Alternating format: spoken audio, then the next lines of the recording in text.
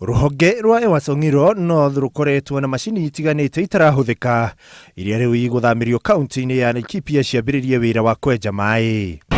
Gavana wa Laikipia Joshua Irungu augite ino no njira imwe ya kuhurana na thina wa wagi wa mai kaunti-ini ino, akiranira ati thirikari yake ni kuiga kigina gia guthondeka macini ici kuria ithukite niguo ciambiririe wira oro na ihenya. Zile machini tuko nazo hapa ni zile machini za kuchimba dams kubwa sana, na kwa hivyo kama vile tulikubaliana na vile tulimwahidia kwamba tutatengeneza dams na kwamba never again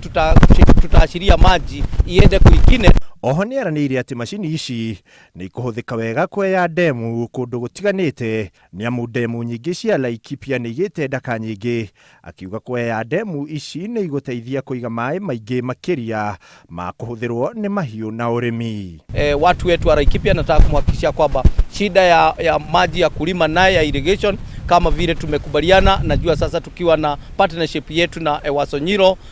najua kwamba hatutakuwa na shida. Murugamiriri wa ruhonge rwa kuramata mai rwa Ewasongiro Ali Ibrahim Hassan nioritie kaunti ingi iria iri gitaro-ini giki ciitikire kunyitanira na ruhonge ruru niguo gucaria kihonia gia thina wa mai, ni amu aikari a kaunti ici ni mathinikaga muno magietha mai ma kunywa na mahuthiro ma mucii. For us a step forward,